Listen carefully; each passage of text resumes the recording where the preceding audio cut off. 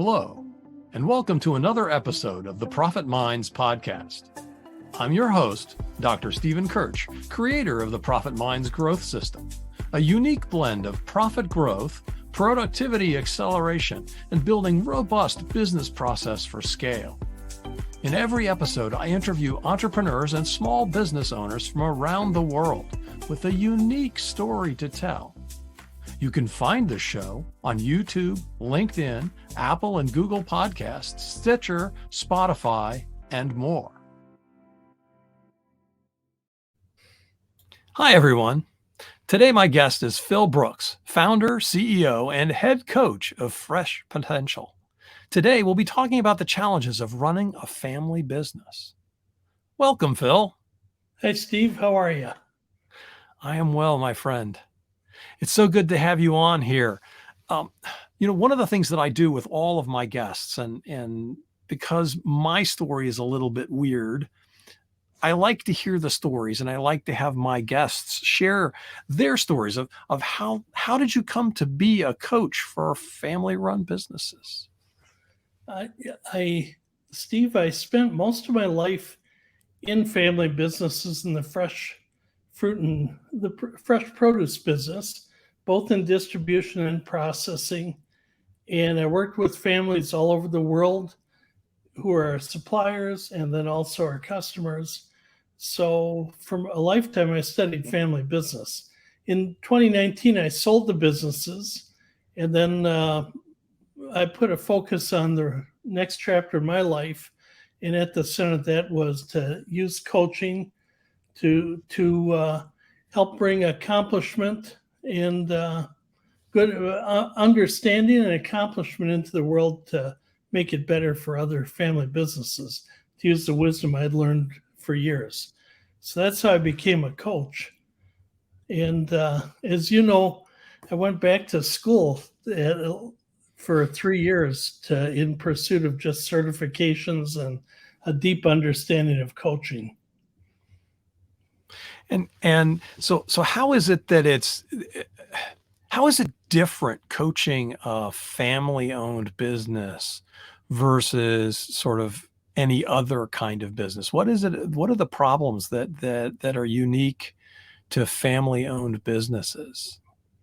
I think the unique part is family dynamics added to business. Are there family dynamics? Really? Yeah, of course.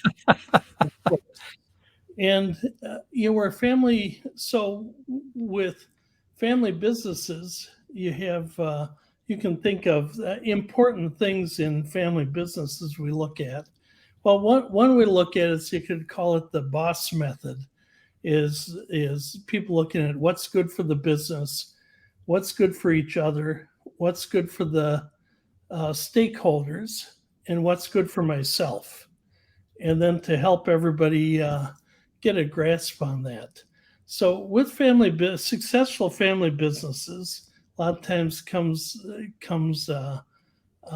misunderstandings, assumptions, entitlements, and then sometimes a reluctance to talk about important things and to clear those up. So they build over time, just they do in any family, but more so when there's add money to the mix and maybe challenges with communication and asking the right questions or assuming how other people feel. And it creates a challenging landscape. And on the other hand, if you look at family businesses, most of the economy is made up of family-held businesses. In like the food business, the large majority of businesses are family businesses in food, agriculture, and so forth. But so forth, and I think the number is about 60% of the economy, maybe up to 2/3 is closely held companies. So we always think of public companies, but family businesses worldwide are the majority of the economy. Yeah, and I can imagine. I mean, I just know the family dynamics are very interesting outside of business. And I find it hard to imagine trying to run a company with family members. Right. But the hiring and firing dynamic is one thing that I could think could be considerably more of a challenge. Yes. Well, I think the key thing is, sometimes we go by birth order or traditionally birth order kind of dictated who had a seat at the table in what way. That was the case with me. I was expected to. I was the oldest son, and I felt like I was expected to take the lead. So I prepared myself. If you can imagine, when I was growing up, we had 19. At one time, there were 19 Brookses working in the company. Oh my goodness!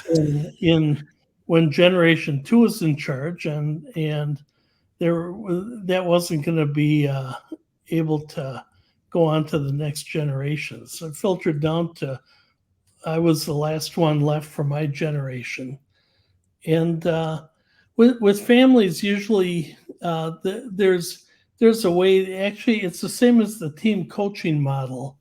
I usually go in and interview different people to see what's on their mind, find out what the challenges are, and there's usually 4 areas that challenge family businesses.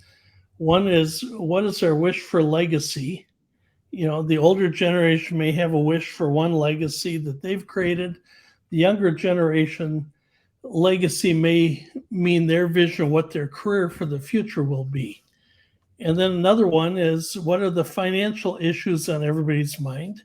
So again, as we grow older, we want to preserve enough to have money to live to the end of our life expectancy. When you're younger, you have a lot of needs to take care of a young family and so forth, and to meet your expectations that you have when career and so forth. And then the third one is health issues, and health issues include aging. What happens with aging. It includes everything from addiction to it could be physical and mental problems and addiction. What's present in the family, and then the last one is I covered family harmony, legacy, health, and finance. That's the fourth. So family harmony. What are the wishes? And again, sometimes the people in the business who work in the business don't want a lot of second guessing from others. On the other hand, usually the matriarch of the family is saying, okay, this business isn't worth it if it's going to tear up our whole family. But the people in the business, it's important. And then the ones that aren't in the business want to be treated fairly. So what I do is I survey the whole family to see what are the issues.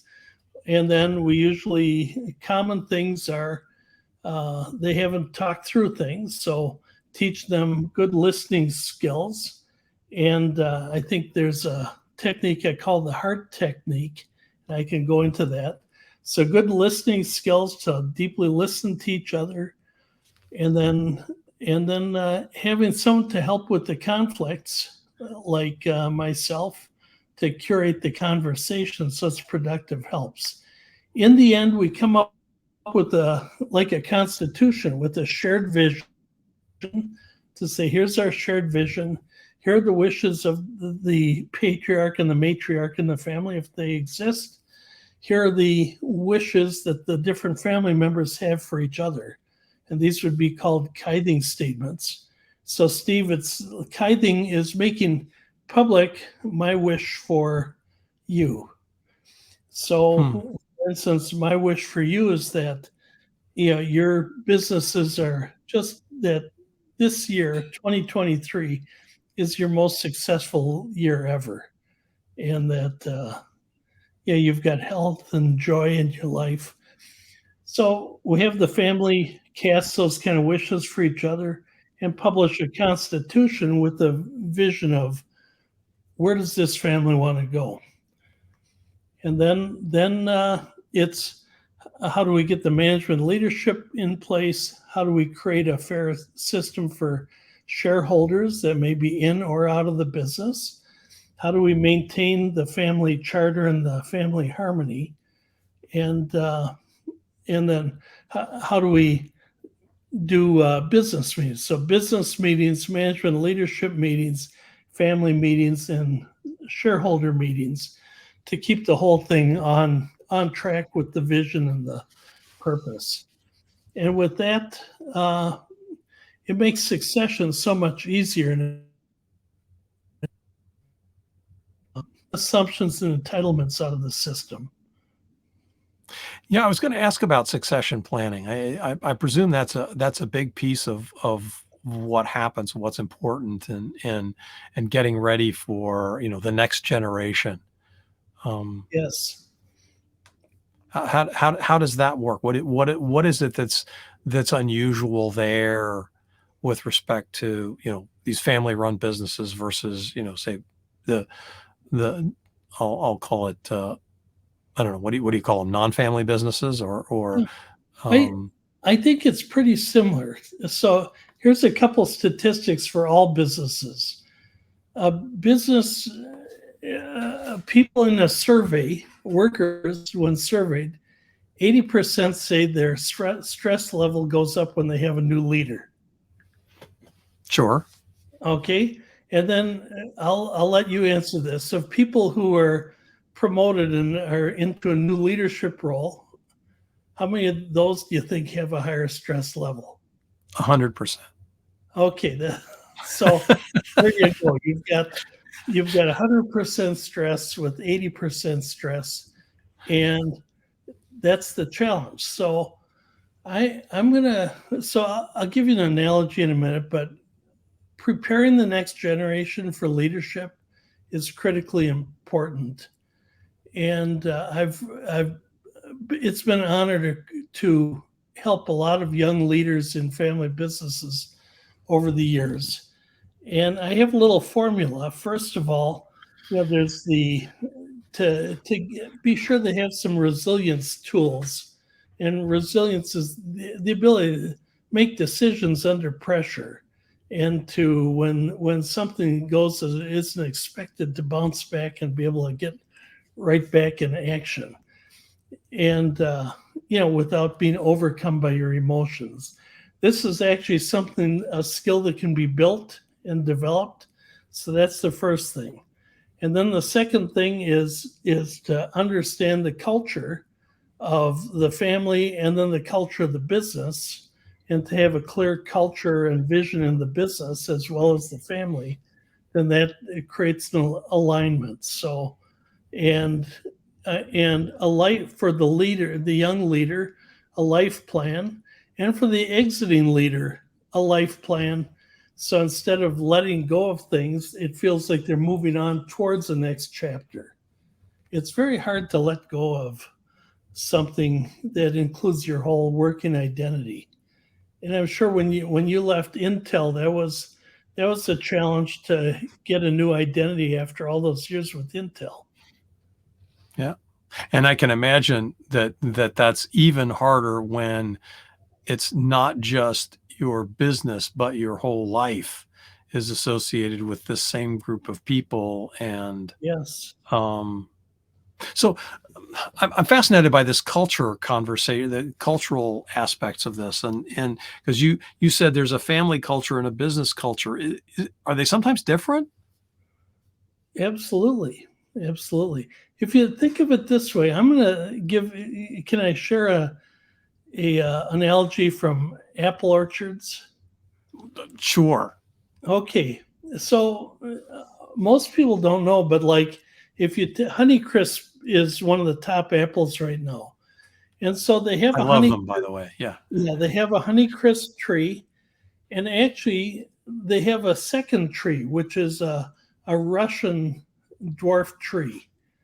And after 2 years in a nursery, they cut off the top of the Russian tree and they cut off the bottom of a Honeycrisp tree, and they graft them together. and then they grow it, and then they plant it in an orchard. The rootstock they call the culture and the soil it's in. So if you think of a person who grew up they grew up in whatever family they did. Now they come into a culture of a family business or a culture of going to a corporation like Intel. It takes a while to learn the jargon and everything. Mm-hmm. On an apple tree, it takes 2 years to join that, and then it gets in the orchard. Once it's in the orchard, do you know what they call each tree in an orchard? I have no idea. A leader. So Okay. think of it, everybody in the company is a leader. Then what they do is when it's a young 2 years old, it's just been introduced to a new culture. Then they lay out wires up to 10 feet tall that they call support.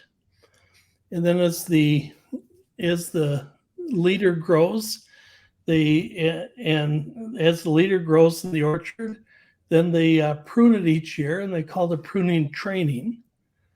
And part of the support also is bringing water, bringing nutrients, protecting it from pests and so forth. So I think it's about the same for young leaders. Is if a leader has, first of all, a couple of years to understand the culture, how their own family culture and the culture introduced in fit together, they get resilience tools, a life vision of where they're going, and then they have support, protection and support to intentionally grow. They'll do well when they step into the challenge. If someone's just running a department, they're pretty good with what they do, and they say, hey, they're pretty good at what they do. Let's put them in charge of some people now because we've got a gap. They move them in like that.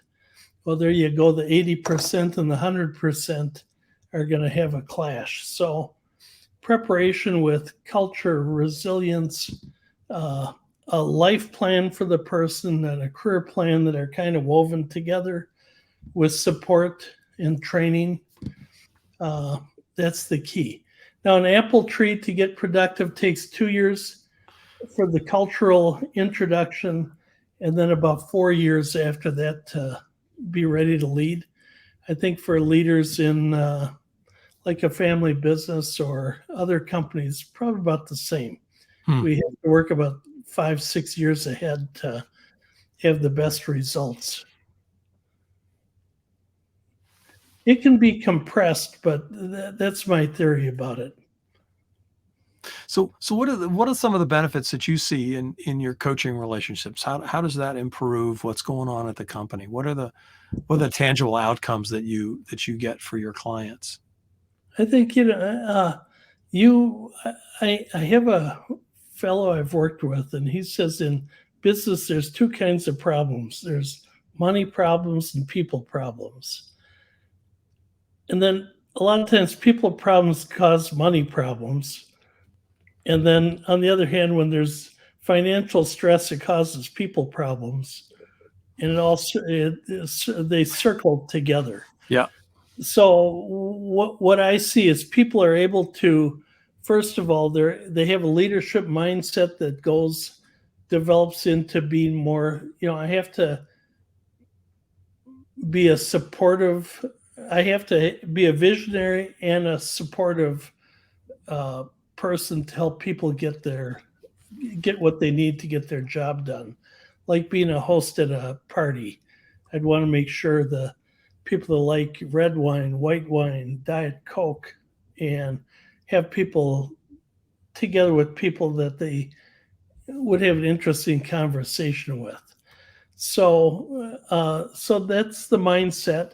And then how to have pivotal conversations and stay in between being accommodative and assertive so that they can be even keel at all levels. So you want someone that can talk to someone with more power than they do, even keel, and without being overly assertive, overly accommodative. And same thing, you don't want someone being totally assertive with the people with less power than they are, because listening is so important.